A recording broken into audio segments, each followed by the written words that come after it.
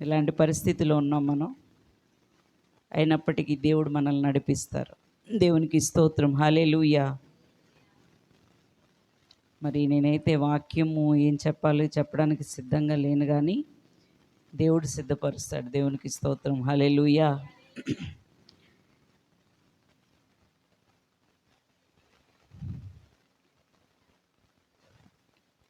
గత ఆదివారం మనం పునరుత్థానాన్ని గురించి మాట్లాడాము. యేసుక్రీస్తు ప్రభువారు పునరుత్థానులై లేచిన తరువాత తన యొక్క శిష్యులకు తాను పునరుత్థానుడైనటువంటి విషయాన్ని వివిధ రీతులలో ఆయన తెలియచేసుకున్నారు. దేవునికి మహిమ కలుగును గాక. ఆయన పునరుత్థానుడై లేస్తానని చెప్పిన మాట ఆయనతో కూడా అంటిపెట్టుకొని ఉన్న వారికి ఎవ్వరికీ గుర్తులేదు. కానీ ఎవరికి గుర్తుంది? ఎవరు గుర్తుందండి?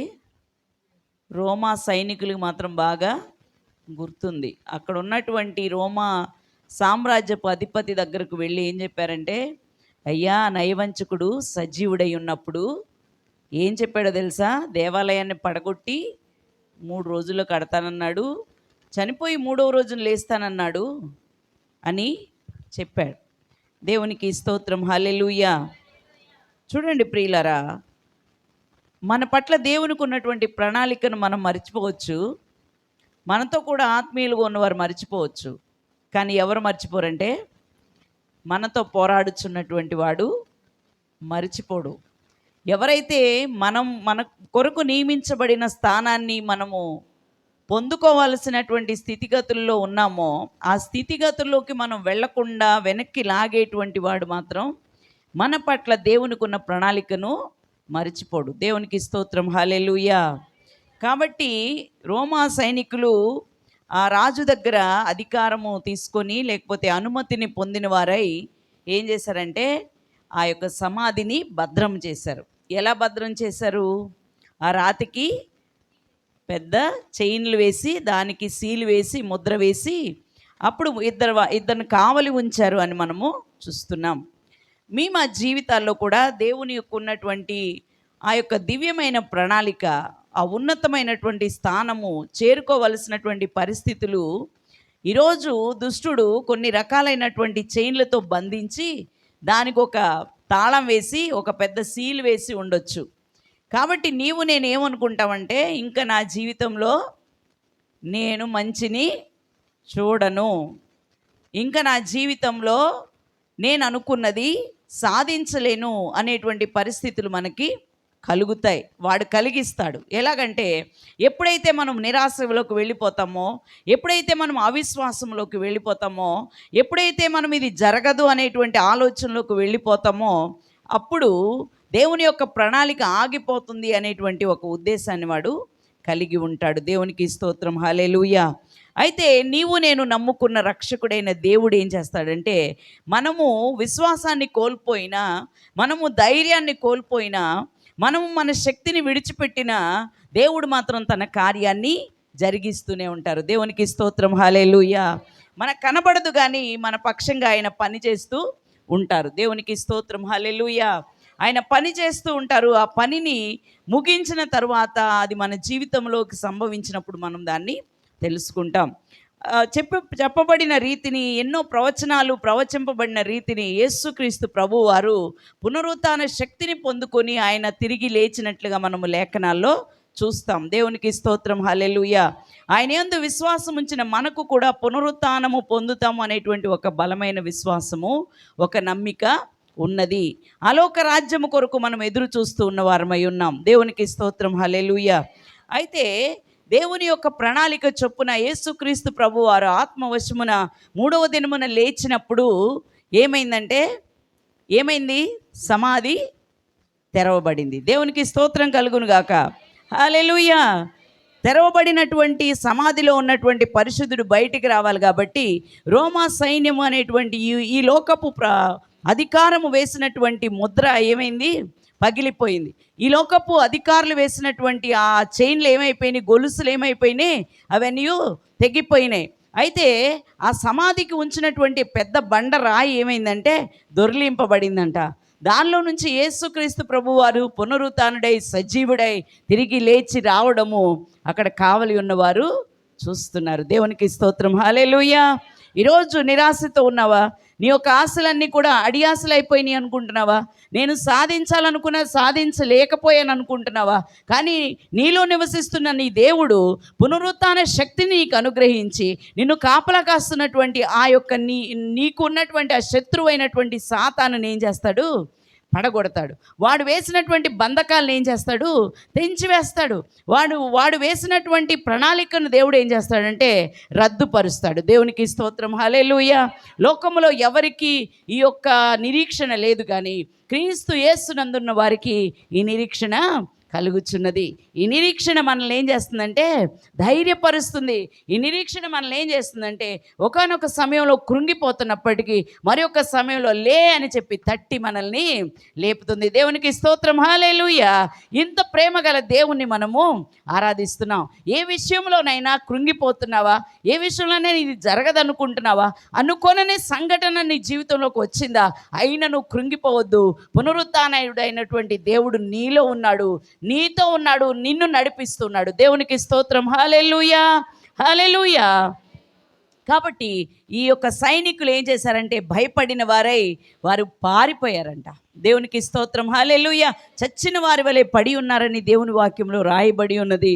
తరువాత సైనికులు ఏం చేశారంటే గబగబా రాజుగారి దగ్గరికి వెళ్ళి ఏం చెప్పారంటే, ఆయన సమాధి ఖాళీగా ఉంది, ఎక్కడికి వెళ్ళిపోయాడో తెలీదు అని చెప్పినప్పుడు రోమీయులు ఏమని చెప్పారంటే, అలాగైతే మనము చేసిన పని అంతా తప్పని తేలిపోతుంది కాబట్టి మీరేం చెప్తారంటే ఈ రోజు నుంచి శిష్యులు వచ్చి ఆయనను ఎత్తుకొని పోయారని చెప్పి చెప్పాలి అని ఒక వదంతిని లేపారు. దేవునికి స్తోత్రం. హల్లెలూయా. జరిగిన సంఘటన ఒకటి, చెప్పినటువంటి విషయము ఒకటి. దేవునికి స్తోత్రం. మన జీవితంలో జరుగుతున్న విషయం ఒకటి, జనాలు చెప్పుకుంటున్న విషయము ఒకటి. సాతానుడు అనేక రకాలైనటువంటి పరిస్థితులను మన చుట్టూ రేపుతూ ఉంటాడు. చూడండి, సజీవుడై పునరుత్థానుడై లేచినటువంటి యేసుక్రీస్తు ప్రభువారు తన కొరకు ఎదురు చూడలేనటువంటి శిష్యులను మేల్కొల్పడానికి ఆయన ప్రయాణమైన వెళ్తే ఆయన వెనకాల ఒక వదంతి అనేటువంటిది వ్యాపించింది. అదేంటంటే యేసుక్రీస్తు ప్రభువారు పునరుత్థానుడై లేవలేదు. ఇప్పటి వరకు చనిపోయిన మనిషి ఎవడు లేవలేదు, కానీ సమాధి ఖాళీగా ఉందంటే ఆయన చెప్పిన మాటని నిజము చేయడానికి శిష్యులు ఏం చేశారంటే ఆయన ఎత్తుకొని వెళ్ళిపోయి ఇంకెక్కడో సమాధిలో పెట్టారు తప్ప యేసుక్రీస్తు ప్రభు వారు లేవలేదు అనేటువంటి వదంతి ఆయన వెనకాల వ్యాప్తి చెందుతుంది. దేవునికి స్తోత్రం చెప్తారా? హల్లెలూయా. అయితే అక్కడ జరిగిన పరిశుద్ధాత్మ కార్యం ఏంటంటే ఆయన లేచినటువంటి సమయంలో అనేకులు పరిశుద్ధులు ఆ సమాధిలోంచి బయటికి వచ్చారంట. వారికి కనిపించారంట. నేను చనిపోయాను కానీ పునరుద్ధారణై లేచాను, ఇక మరణం పైన మనకి జయం వచ్చేసింది, మీరేమి కంగారు పడొద్దు, మీరు యేసయ్యని నమ్ముకోండి అని వాళ్ళు ఆత్మలు వచ్చి వాళ్ళని బలపరిచినట్టుగా దేవుని యొక్క వాక్యంలో మనము చూస్తున్నాం. దేవునికి స్తోత్రం. హల్లెలూయా. దీనివలన మనకు తెలియవలసింది ఏంటంటే మన వెనుక అనేకమైన వదంతులు వ్యాపించవచ్చును. మన యొక్క ప్రవర్తన ఒకటైతే మన ప్రవర్తనకు వ్యతిరేకమైన ప్రవర్తన కలిగి ఉన్నామని వేరే వాళ్ళు చెప్పుకోవచ్చును. నువ్వు మోకరించి ప్రార్థన చేస్తున్నావు కానీ ఆ ప్రార్థన వల్ల ఉపయోగమే లేదని చెప్పుకోవచ్చును. కానీ నీవు అనుసరిస్తున్నటువంటి క్రీస్తు నీతో చెప్తున్న విషయం ఏంటంటే ఎవరు విడిచిపెట్టినా ఎవరు ఏమన్నా నేను నీతో కూడా ఉన్నాననే ఒక ధైర్యాన్ని మనకి ఆయన పునరుత్థానము ద్వారా ఆయన రకరకములైనటువంటి స్థలములలో తన శిష్యులను బలపరిచినటువంటి విషయము ద్వారా మనను కూడా ఈ రాత్రి వేళ బలపరుస్తున్నాడు. దేవునికి స్తోత్రం. హల్లెలూయా. కాబట్టి సోదరులారా సోదరీలారా, యేసుక్రీస్తునందు విశ్వాసం ఉంచినందుకు నువ్వు భయపడకూడదు. యేసుక్రీస్తునందు విశ్వాసం ఉంచినందుకు నిన్ను గురించిన వదంతులు వ్యాపిస్తున్నప్పుడు నువ్వు అధైర్యపడకూడదు. ఎందుకంటే నీ దేవుడు నా దేవుడు సజీవుడు. నీ దేవుడు నా దేవుడు శ్రమలోనున్న వారికి తోడుగా ఉండి నడిపించేవాడు. నీవు నేను నమ్ముకున్నటువంటి దేవుడు చేయి పట్టి ముందుకు నడిపించేవాడు. ఒకవేళ నీ ఆలోచనలు కృంగిపోవచ్చు, కానీ ఆయన ఏం చెప్తున్నాడంటే నేను మరలా లేచాను అని చెప్తున్నాడు. ఆయన వాగ్దానాలు మరిచిపోయినటువంటి శిష్యులకి ఆయన ప్రత్యక్షమైనట్లుగా మనము చూస్తున్నాం. ఈ మరియా మగ్దలేనే మరియా వేరొక మరియా ఆయనను చూసినటువంటి వారు సమాజంలోనికి వెళ్ళి శిష్యులకు చెప్తే మీరు భ్రమపడి ఉన్నారని అంటే వారందరూ కూర్చొని ఉన్నప్పుడు యేసుక్రీస్తు ప్రభు వారి మధ్యలోనికి వచ్చారంట. తోమా గారు అన్నారంట, ప్రభువా దేవా నువ్వేనా ఆయన కానీ వచ్చినట్టయితే ఆయన యొక్క గాయములో వేలు పెట్టి ఆయనో కాదు నేను కన్ఫర్మ్ చేసుకుంటానని శిష్యులందరితో మాట్లాడుతున్న సమయంలో యేసుక్రీస్తు ప్రభు వారు వచ్చారు. చూసారా, అనుమానాలతో ఉన్నటువంటి నిన్ను నన్ను బలపరచడానికి ఆయన వాక్యము ద్వారా, లేదంటే ఆయన ఒక కళ ద్వారా, లేదంటే ఆయన ఒక హెచ్చరిక ద్వారా నీ మధ్యకి నా మధ్యకి వస్తారు. ఎన్నో కళలు మనకు పంపించి ఆయన మనల్ని ధైర్యపరుస్తూ ఉంటారు. చూడండి, తోమా గారు కూడా అలాగే తన యొక్క జీవితంలో కృంగిపోయినప్పుడు, లేదంటే ఆయన లేచాడు అన్నటువంటి విషయం జరగలేదు అని అనుకుంటున్నప్పుడు యేసయ్య అంట దిగి వచ్చి తన చేతులు చూపించి, తోమా వచ్చి నా గాయాల్లో వేలు పెట్టి చూడు, నా ప్రక్కలో నీ చేయి పోనిచ్చి అవిశ్వాసివి కాకుండా ఉండమని అతన్ని బలపరిచాడు. దేవునికి స్తోత్రం, హల్లెలూయా. అయ్యో నేను పడిపోయానండి, అయ్యో నేను అవిశ్వాసిని అయిపోయానండి, అయ్యో నాకు ఇంకా విశ్వాసం వద్దండి, అయ్యో నాకు ప్రార్థన వద్దండి అనుకున్నావు అనుకో, నువ్వు దేవుని దృష్టిలో ఉంటే తప్పకుండా ఆయన ఏదో ఒక రకంగా నిన్ను దర్శిస్తారు, ఏదో ఒక రకంగా నన్ను దర్శిస్తారు. ఎవరి ద్వారానో ఒకరి ద్వారా మనకి ప్రేరణ ఇస్తారు. ఎవరో ఒకరి ద్వారా మనతో మాట్లాడేటువంటి దేవుణ్ణి మనము ఆరాధిస్తున్నాం. ఒకవేళ మనుష్య రీతిగా మనకి ఒకవేళ ఏదైనా అనుమానం రావచ్చు, లేదా ఒకవేళ ఏదైనా అవిశ్వాసం మనలోకి రావచ్చు, కానీ ఆ అవిశ్వాసాన్ని తొలగించడానికి దేవుని వాక్యం ఏం చేస్తుందంటే నిన్ను దర్శిస్తుంది, ప్రేమతో చెప్తుంది, హెచ్చరిక చేస్తుంది, లేదంటే నిన్ను బలవంతం చేస్తుంది. ఏది ఏమైనప్పటికీ కూడా తనతో కూడా పునరుద్ధానమై మనం ఉండాలనేటువంటి కోరికను దేవుడు నెరవేర్చడానికి సిద్ధంగా ఉన్నారు. అయితే బలహీన సమయాల్లో మరలా బలము తెచ్చుకోవడానికి నువ్వు ధైర్యంగా ఉన్నావా? బలము తెచ్చుకోవడానికి సిద్ధంగా ఉన్నావా? నిన్ను గురించిన వదంతులు వ్యాపిస్తున్నప్పుడు, నీ పరిస్థితి రోజు రోజుకి దిగజారిపోతున్నప్పుడు, నాతో పునరుద్ధానుడైన క్రీస్తు ఉన్నాడు అని నిన్ను నీవు బలపరచుకోవడానికి సిద్ధంగా ఉన్నావా? నేను ఈ విషయంలో అపజయం పాలైపోయాను, కానీ దేవుడు నన్ను గెలిపిస్తాడు అనే భావన నీ హృదయంలో ముద్రించుకోవడానికి ఈ రాత్రి వేళ నువ్వు సిద్ధంగా ఉన్నట్లయితే, పునరుద్ధానుడైన దేవుడు నీతో కూడా వచ్చి నీ గృహములో నివసించి పరిస్థితులన్నీ చక్కజేసి నిన్ను గురించి వదంతులు వ్యాప్తి చేసే వారికి అపజయము కలిగించడానికి ఆయన సిద్ధంగా ఉన్నారు. నమ్మిన వాళ్ళు దేవుని స్తోత్రం చెప్తారా? హల్లెలూయా, హల్లెలూయా.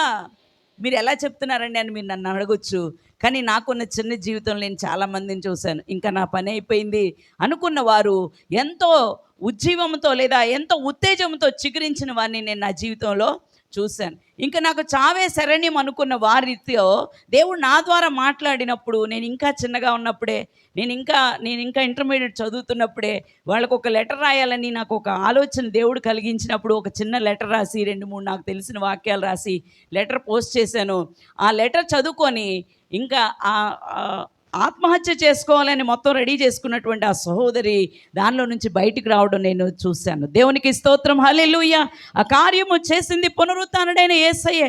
ఆ కార్యము చేసింది ఎవరో ఒకరిని ప్రేరేపించి, ఎవరో ఒకరి ద్వారా ఒక ఉత్తేజకరమైన మాటను చెప్పించి, ఆ దిగజారిపోయినటువంటి స్థితిలో నుంచి గోతిలోకి వెళ్ళిపోయినటువంటి పరిస్థితిలో ఉన్న వారిని ఆయన లేపడం నేను చూశాను. దేవునికి స్తోత్రం, హల్లెలూయా. క్రీస్తు విశ్వాసములో ఉన్న మీరు కూడా అనేకమైన కార్యాలు చూశారు. కానీ మనం ఏమవుతామంటే, మన ఎదురుగా ఉన్న పరిస్థితి మనకు మించినదై ఎంతో ఎత్తైన కొండగా ఉన్నప్పుడు, లేదా మనకు మించినదై మనము పూడ్చలేనంత లోతైన గుంటగా ఉన్నప్పుడు మనకేమనిపిస్తుందంటే, ఇంకెందుకులే ఈ విశ్వాసం, ఎందుకు ఇంకా ఎందుకు ఈ జీవితం, యేసయ్య ఉంటే నాతో ఎందుకు మాట్లాడట్లేదు, నాకు ఈ పరిస్థితి ఎందుకు వచ్చింది అనేటువంటి పరిస్థితులు మన చుట్టూను వ్యాపిస్తూ ఉంటాయి. అది ఏ వయసు వారైనా, ఎలాంటి స్థితిగతుల్లో ఉన్నవారైనా ఈ యొక్క పరిస్థితులు గుండా ప్రయాణం చేయటం అనేది జరుగుతుంది. దేవునికి స్తోత్రం, హల్లెలూయా. యేసుక్రీస్తు ప్రభువు వారు కూడా, తండ్రి నీ చిత్తమైతే ఈ పాత్రను నా యొద్ద నుండి తొలగించమని ప్రార్థన చేశారు. చూడండి, శరీరము బలహీనమే ప్రియులరా, మనము నివసిస్తున్న శరీరము బలహీనమే, కానీ మనలో దేవుడు పెట్టినటువంటి ఆత్మ చాలా బలమైనది. బలహీనమైన శరీరం వైపు మనం చూడకూడదు, కానీ బలపరిచేటువంటి దేవుని వైపు చూడాలి. ఆ దేవుడు నీతో నాతో ఉంచిన ఆత్మ వైపు చూడాలి. ఆ దేవుడు నిన్ను నన్ను హెచ్చరిస్తున్నటువంటి వాక్యముల వైపు చూడాలి. దిగజారిపోవటం అనేది శరీరులందరికీ కూడా పోవలసిన మార్గమే. కృంగిపోవటం అనేది విశ్వాస జీవితంలోకి వచ్చిన ప్రతి వారు నడవలసినటువంటి మార్గమే. దేవునికి స్తోత్రం, హల్లెలూయా, హల్లెలూయా. తను ప్రార్థన చేస్తే ఆకాశం నుంచి అగ్ని దిగి వచ్చిందంట, నీటిని కూడా బుగ్గిగా మార్చిందంట. అంత శక్తివంతమైనటువంటి ప్రవక్త పారిపోయి ఆ యొక్క రాణికి భయపడి పారిపోయి ఎక్కడో ఒక చోట దాక్కొని ఏమని ప్రార్థన చేశాడో తెలుసా? దేవా, ఇంత మట్టుకు చాలిక నన్ను. దేవునికి స్తోత్రం, హల్లెలూయా.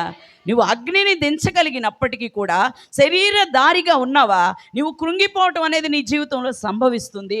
అది ఏదో ఒక సమయంలో నీకు సంభవిస్తుంది. కానీ నువ్వు ఎవరి వైపు చూడాలంటే దేవుని వైపు చూడాలి. పరిగెత్తి పరిగెత్తి సొక్కిపోయి ఆ ప్రవక్త చెట్టు కింద నిద్రపోతుంటే దేవుని దూత వచ్చి బలపరిచిందంట. లేపి, నీ ఎదురుగా నిప్పుల మీద కాల్చినటువంటి రొట్టెను అప్పాన్ని పెట్టాను, అది తిను, అది తిని వాటర్ నీరు తాగి బలపరుచుకోమని అలాగ 3 సార్లు బలపరిచిన తర్వాత నీ ముందు చాలా ప్రయాణము ఉన్నదాన్ని బలపరిచింది. దేవునికి స్తోత్రం, హల్లెలూయా. చిన్న మందగా కూడుతున్న మన సంఘముతో దేవుడి రాత్రి వేళ ఏమని మాట్లాడుతున్నాడంటే, కృంగిపోతున్నావా? నీ చుట్టూ ఉన్నటువంటి సమస్యలను చూసి బాధపడుతున్నావా? అనారోగ్యములు చూసి కృంగిపోతున్నావా? లేకపోతే నీకున్నటువంటి ఆర్థిక సమస్యలను బట్టి ఎవరు వస్తారని చెప్పి అనుకుంటున్నావా? ఆకాశం వైపు చేతులెత్తు, నీ మనస్సును దేవుని వైపు చూపించు. ఆయనే ఒక సహాయాన్ని నీ కొరకు పంపిస్తారు. చప్పట్లు కొట్టి దేవుని స్తోత్రం చెప్దాము. విశ్వాసంతో చప్పట్లు కొడదాం. హల్లెలూయా. నీవు నేను ఆరాధిస్తున్న దేవుడు మనలాగా చనిపోయి లేవలేని దేవుడు కాదు. ఒకవేళ విశ్వాసిగా ఉండి నీవు నేను చనిపోయినా అంత్య దినమున ఆయన మనం లేపడానికి సిద్ధముగా ఉన్నాడు. దేవునికి స్తోత్రం, హల్లెలూయా. కాబట్టి ఈ శిష్యులను ఎంతగా యేసయ్య బలపరిచిన తరువాత ఆయన ఆకాశమునికి ఎక్కిపోతూ శిష్యులతో ఒక మాట చెప్పారు. ఈ మాట నన్ను ఎప్పుడు ఆకర్షిస్తూ ఉంటుంది. ఏమంటే, నేను మీతో ఉండలేకుండా ఉన్నాను, నేను పరమునకు ఎత్తబడుతున్నాను కాబట్టి మీ కొరకు ఆదరణకర్త అయిన పరిశుద్ధాత్మను పంపిస్తున్నాను. దేవునికి స్తోత్రం, హల్లెలూయా. ఆయన ఉన్న చోటకి మనం వెళ్ళాలి. ఆయన ఎక్కడ కూర్చున్నారో అక్కడికి వెళ్ళి ఆయన యొక్క వాక్కులను వినాలి. కానీ ఆయన పంపించే పరిశుద్ధాత్మ అయితే నీతో నాతో ఆత్మరూపిగా ఉండి మనల్ని బలపరిచేటువంటి ఆత్మగా ఆయన దిగి వచ్చాడు. నమ్మిన వాళ్ళు స్తోత్రం చెప్పండి, హల్లెలూయా. ఎందరైతే ఆత్మ కొరకు ఎదురు చూస్తున్నారు వారందరినీ ఆత్మచేత నింపుతానని దేవుని వాక్యంలో రాసి ఉన్నది. ఇన్ని సంవత్సరాలుగా దేవుని ఆరాధిస్తున్న మనము ఏ రోజైనా నీ పరిశుద్ధాత్మతో నన్ను నింపని ప్రార్థన చేశామా? ఈ ఆత్మను పొందకుండా మీరు యెరూషలేములో నుండి బయటికి వెళ్ళొద్దని దేవుడు వారికి ఒక ఆజ్ఞను ఇచ్చి ఉన్నాడు. క్రైస్తవుడా, క్రైస్తవ జీవితాన్ని జీవించడానికి నీకు ఆత్మశక్తి ఎంతో అవసరము. ఆత్మను పొంది ఉన్న తర్వాత ఆత్మ యొక్క వరములను పొందడం నీకు ఎంతో అవసరము. పౌలు గారు చెప్తారు కదా, అన్నిటికంటే దేన్ని అపేక్షించమన్నాడంటే కృపావరమును అపేక్షించండి, ఆత్మను పొందుకోవడాన్ని అపేక్షించండి అని చెప్తున్నాడు. అపేక్షించడం అంటే కోరుకోవడం, అంటే విపరీతమైన కోరిక కలిగి ఉండటం. మరి మోకరించినప్పుడు ఈ విషయం గురించి మనం ఏమైనా ఆలోచిస్తున్నామా? ఈ రాత్రి వేళ మనల్ని మనం పరిశీలించుకోవాలి. దేవా, అసలు నీ ఆత్మచేత నేను నింపబడ్డానా? నువ్వు అడిగిన వారందరికీ ఆత్మనిస్తానంటున్నావు, నీ పరిశుద్ధ అగ్ని నా మీదకి వచ్చిందా? ఒకవేళ నేను పొందాలనుకుంటే నువ్వు నాకు ఇస్తావు కదా, కాబట్టి నీ ఆత్మ నిమ్మని మనము అడగాలి. దేవునికి స్తోత్రం, హల్లెలూయా, హల్లెలూయా. నా చిన్న అనుభవం చెప్తాను. నేను బాగా చిన్నగా ఉన్నప్పుడు 8, 9 తరగతులు చదువుతున్నప్పుడు ఒక ఊరు నుంచి ఒక సహోదరు వచ్చేది మా నాన్నగారి దగ్గరికి ప్రార్థనకు వచ్చేది. వారు అన్యులే, కానీ చీకటి శక్తుల చేత బాధించబడుతూ ఆవిడ ఎలాగో రక్షింపబడింది. ఎలాగో ఈ మీటింగ్లో పరిశుద్ధాత్మను పొందాలి అని చెప్పి చెప్తున్నారంట. అది విన్నది ఆవిడ. మా నాన్నగారి దగ్గరికి ప్రార్థనకు వస్తుండేది. మా ప్రార్థనకి ఆవిడ చెప్పిన సాక్ష్యం ఏంటంటే, ఒకరోజు అయ్యా, అయ్యగారు వాక్యం చెప్తూ ఉంటే నేను చాలా శ్రద్ధగా ఆలకించాను. ఆ వాక్యాన్ని వింటున్నప్పుడు నాకేమనిపించిందంటే, ఏమైనా సరే ఈ పరిశుద్ధాత్మను పొందితే కానీ నన్ను వెంబడించే ఈ చీకటి శక్తులన్నీ కూడా వెళ్ళిపోవు, నా కుటుంబానికి రక్షణ కలగదని ఒక బలమైన కోరిక నా మనసులోకి వచ్చింది.